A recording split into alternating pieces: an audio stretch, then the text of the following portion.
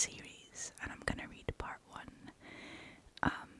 It's under the thread, the Cryptic Compendium, and it's written by the username LCD Atkin. The thread is called "I'm being stalked by someone from a genealogy website." Now, this is interesting to me because it's always been something I've wanted to do.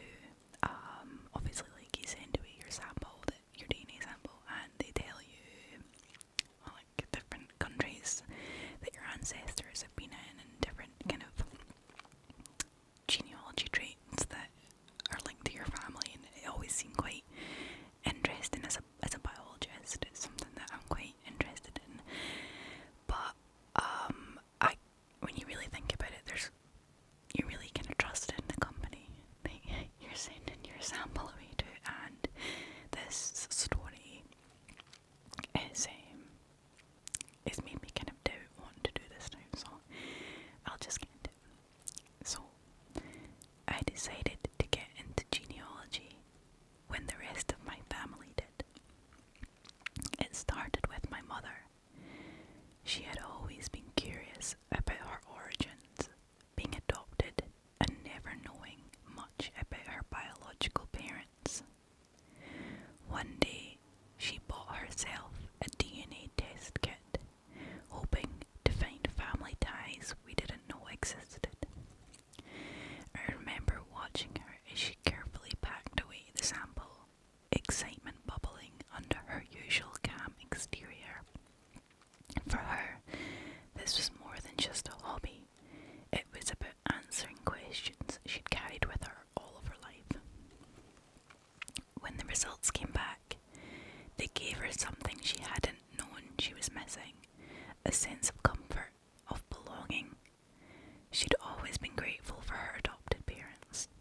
They gave her a comfortable, happy childhood, and she never felt unloved. But there was something about connecting the dots of your lineage that had its own kind of satisfaction. Knowing who you came from, what they were like, it angered her in a way I hadn't expected. My life wasn't quite the same mystery. I knew both of my biological parents, and we had a pretty clear understanding of our family tree, or so I thought. But something about the way my mother lit up, piecing together fragments of her past, made me wonder if there was more to uncover. Curiosity got the better of me, and I decided to give it a shot as well. This sounds so familiar. This is actually how it's happened with me. I managed to convince my brother to join me in the genealogy deep dive, though he wasn't exactly thrilled about it. He had this weird thing about sending his DNA to a lab, muttering about how it's going to end up in some database sold to the highest bidder.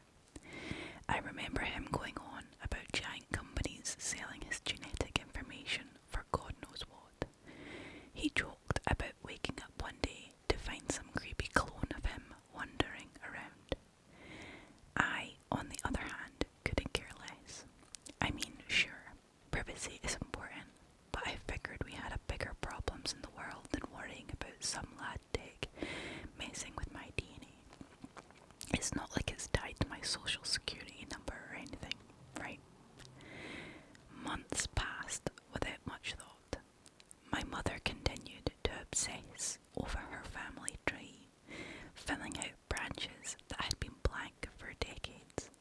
It became a project for her, a way to honour the past she hadn't been able to touch before.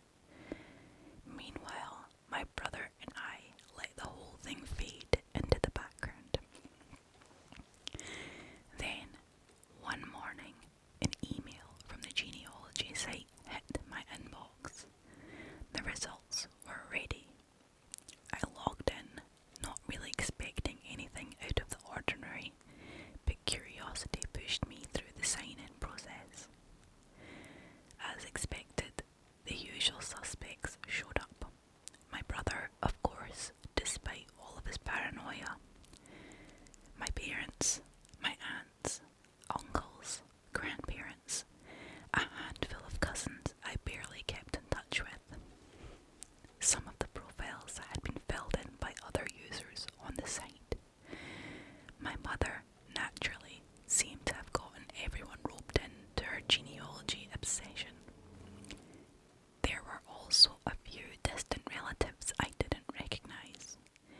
Some names had a faint, familiar ring to them, but most were complete strangers.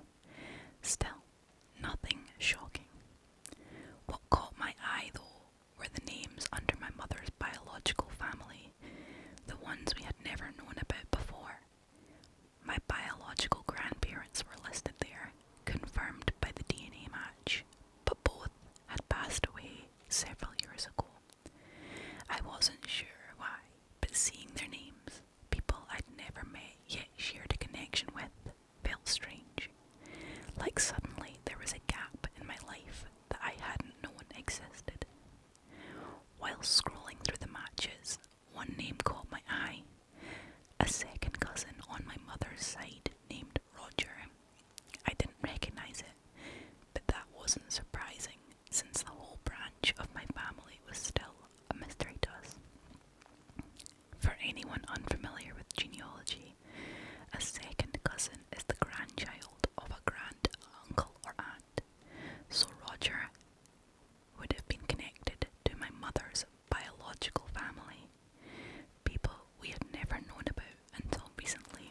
His profile wasn't fully filled out, which was odd, considering most people on the site at least had basic information like birth years or locations.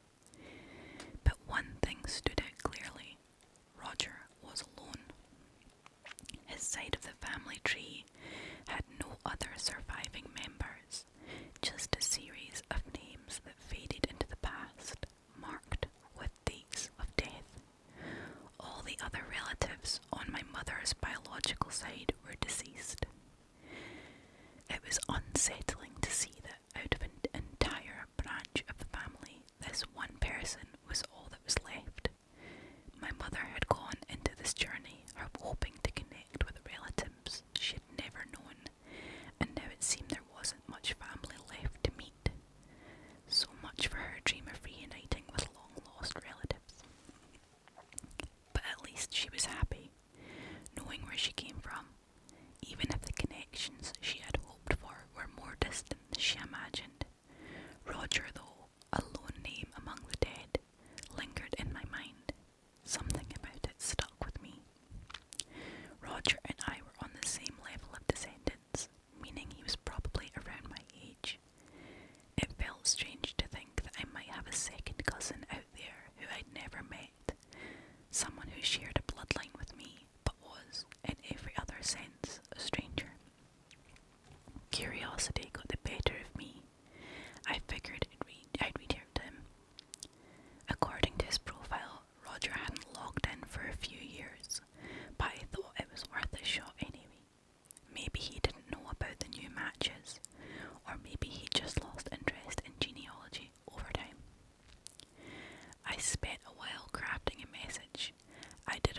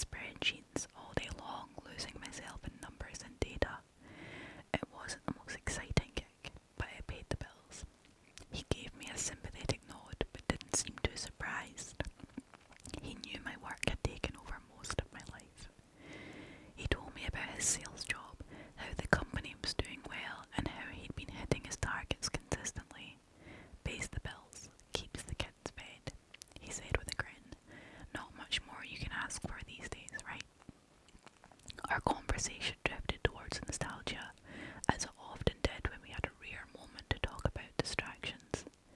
We reminisced about the days where we used to play Dungeons and Dragons together, late nights, rolling dice around the table, getting lost in imaginary worlds, and of course we talked about the time we spent in our old World of Warcraft guild, raiding dungeons and staying up way too late on school nights. For a moment we both wish we could go back to those simpler times, when the biggest worries we had were gear drops and dungeon bosses. Man, those were the days, he said, shaking his head with a smile.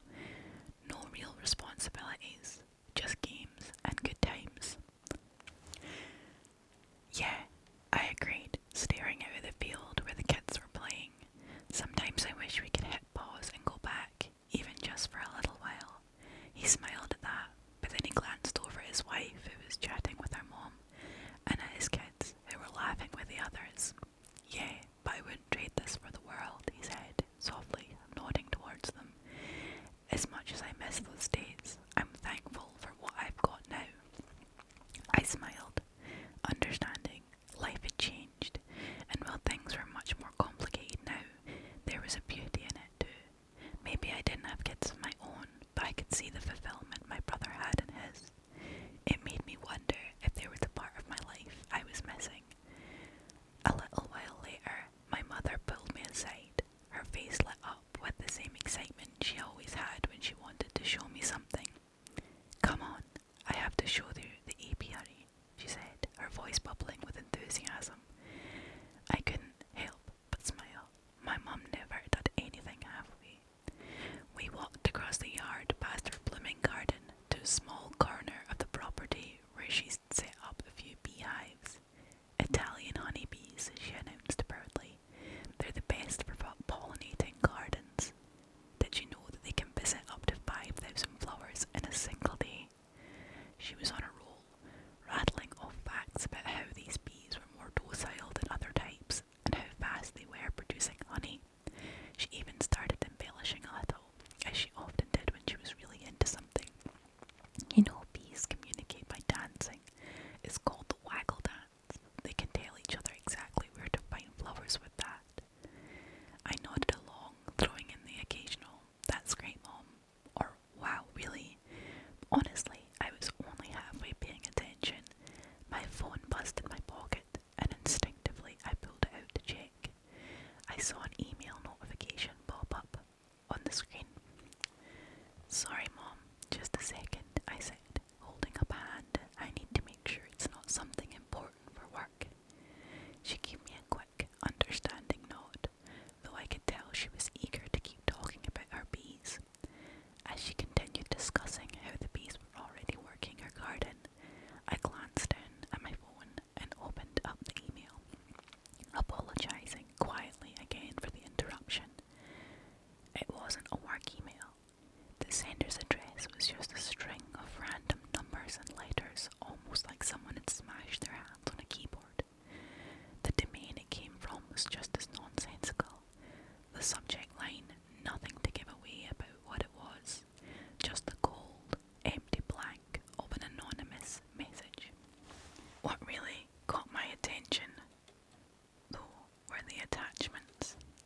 Against my better judgment, I tapped on the first one. It was a picture of me, just taken moments earlier.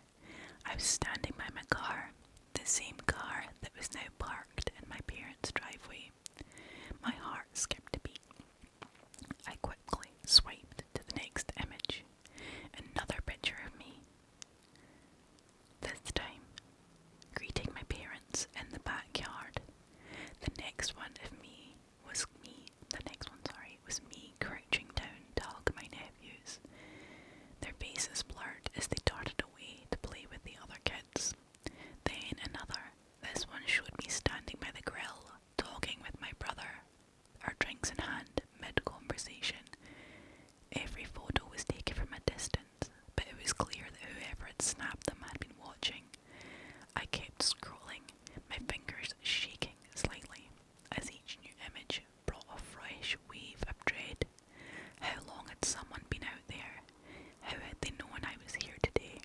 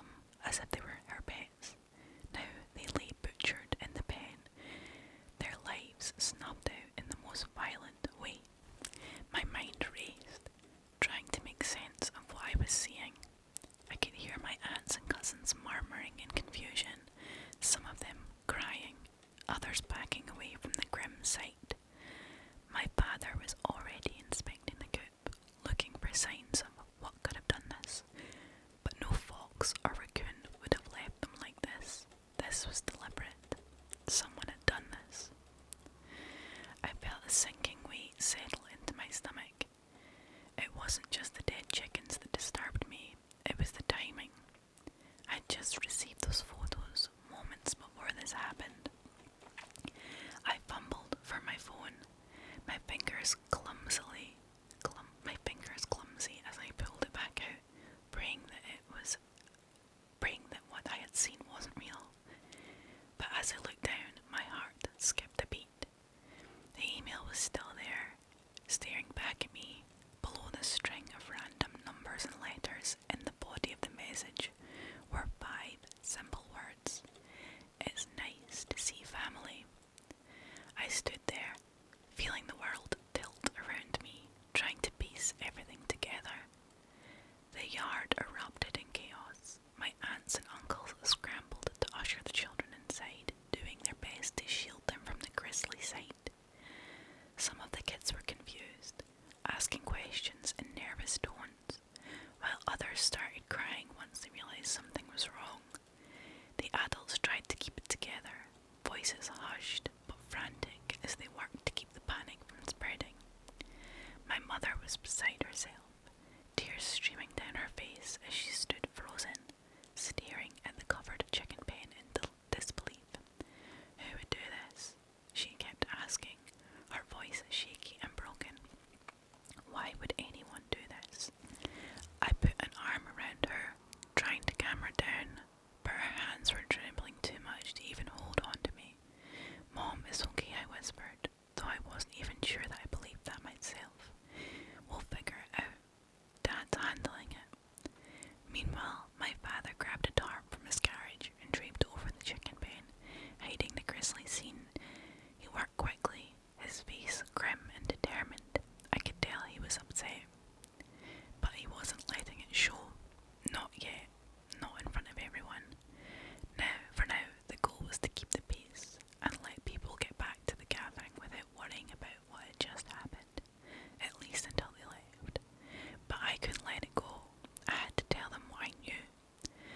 Once most of the kids were inside and the commotion died down a bit, I pulled my parents and my brother aside, away from the others. I hesitated for a moment, trying to find the right words. Then, without saying anything, I showed them my phone, flipping it open to the email with the photos. The pictures of me arriving, the pictures of me greeting my parents, the pictures of me playing with my nephews, laughing with my brother. I watched as their faces turned pale, the realization sinking in. I think whoever sent these took the pictures from over there. I pointed off the property towards the tree line that lined the back of my parents' land. There was something dark and ominous about it now. I didn't notice anything at first, but the angle, it had to be from that direction. They were silent, eyes flickering between me and the tree line. There's something else, I continued, my voice lower, almost hesitant to say it out loud. You remember Roger, the second cousin I found on the genealogy website? I reached out to him months ago, but I never heard back. He's the only living relative on Mom's biological side. It could be a coincidence, but I don't think so. My mother wiped her tears, confused. What are you saying? I took a deep breath and said, unless someone in her family decided to play a sick joke, which doesn't make sense, none of us would do something like this, then. It might be Roger. He's the only one we don't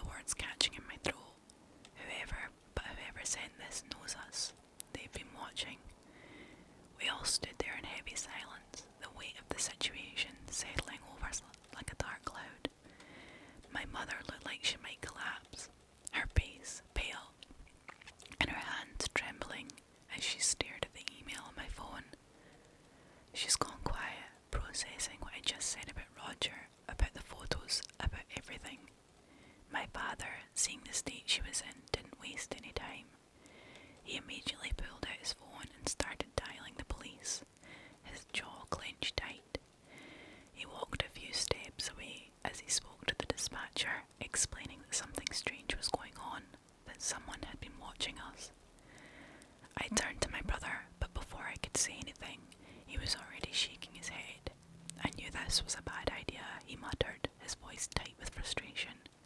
I told you I didn't trust that genealogy site. Putting our DNA, our family out there, is like handing your entire life over to strangers. His words hit me like a slap.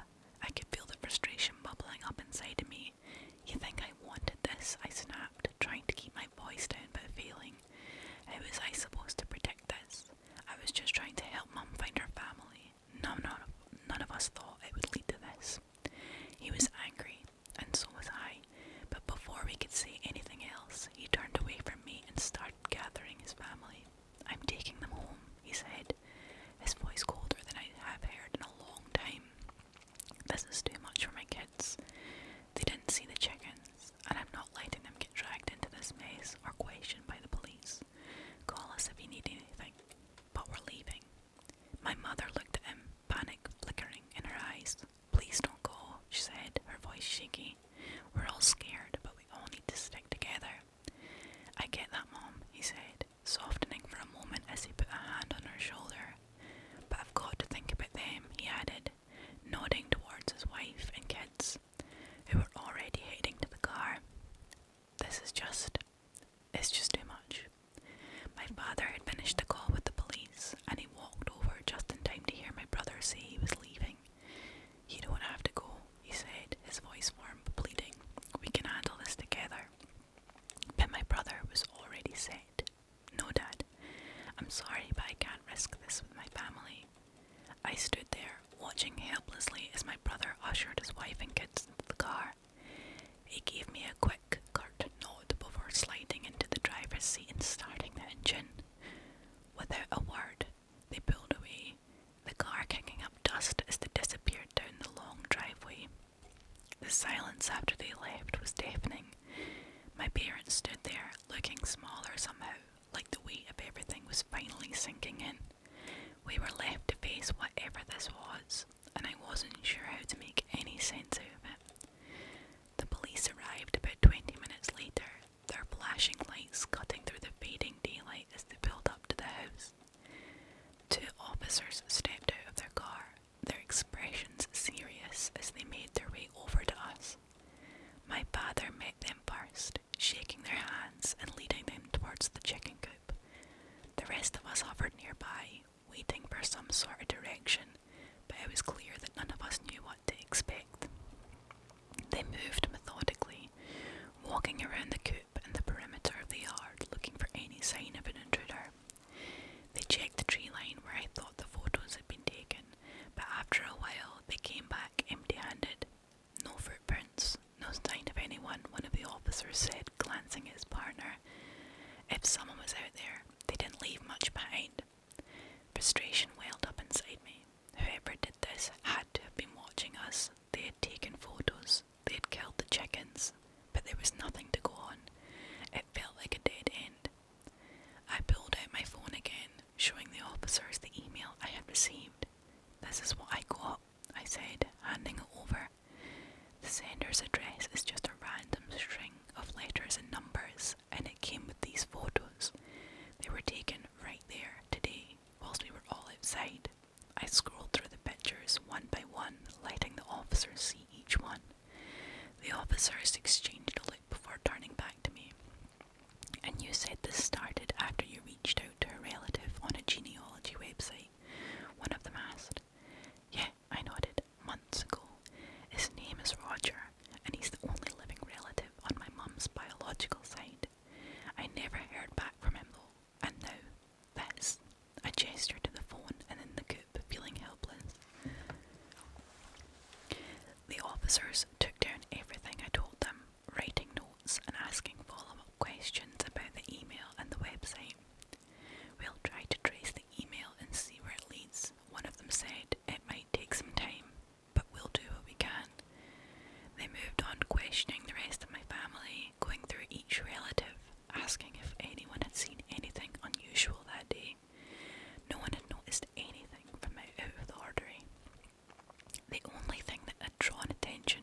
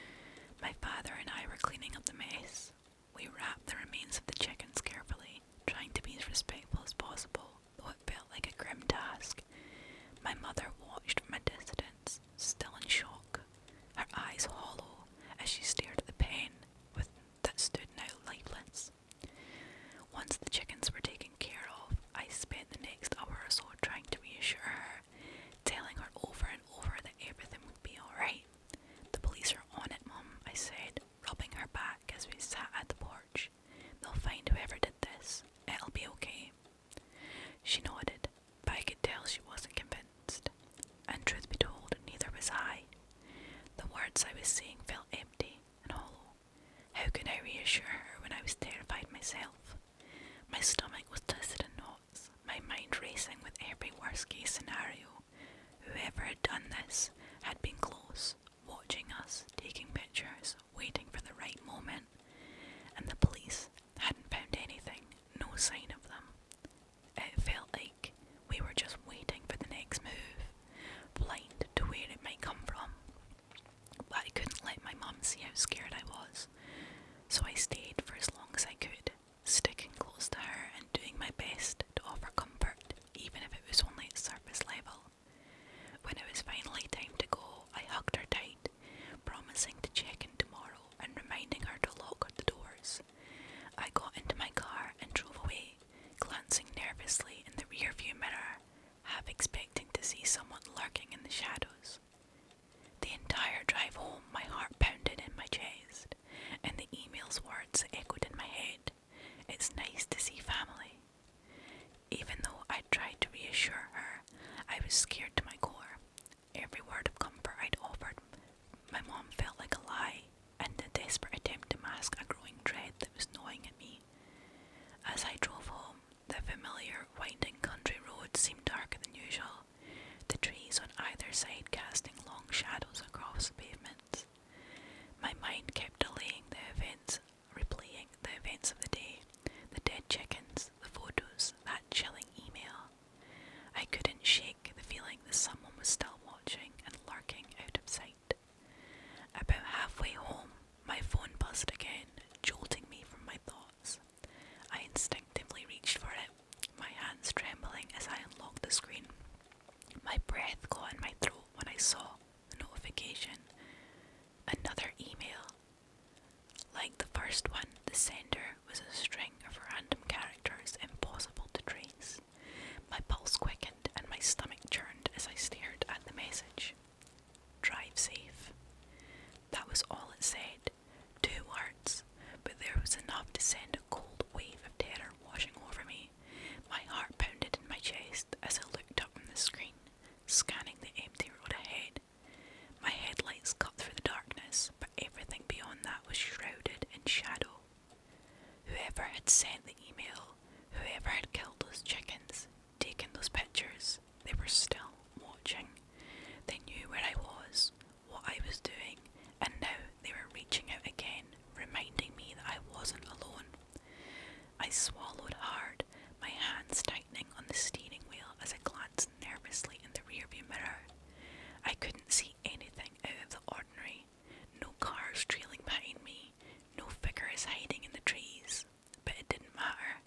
The feeling of being watched clung to me, suffocating in its intensity. My mind raced. Had they followed me from my parents' house? Were they out there now, just beyond the reach of my headlights, waiting for the next moment to strike? My stomach twisted with fear, and I found myself driving faster, desperate to reach the safety of home. I wanted to pull over, to stop and catch my breath, but the thought of being stranded out here, alone on the dark road, was worse. I kept driving, every sense on high alert, my heart thudding in my ears. I needed to get home. I needed to be somewhere safe, somewhere with locked doors and walls between me and whoever this was. As I neared the edge of town, the lights of civilization finally flickering on the horizon, but the fear didn't ease. Not really.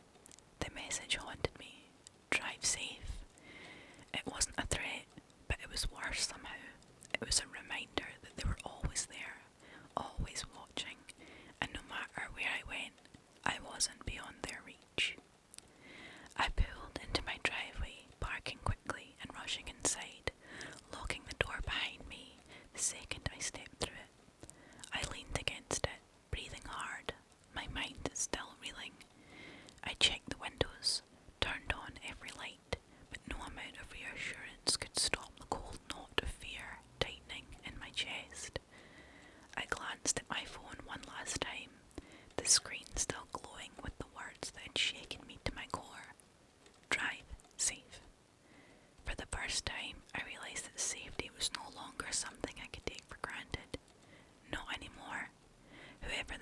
because they weren't done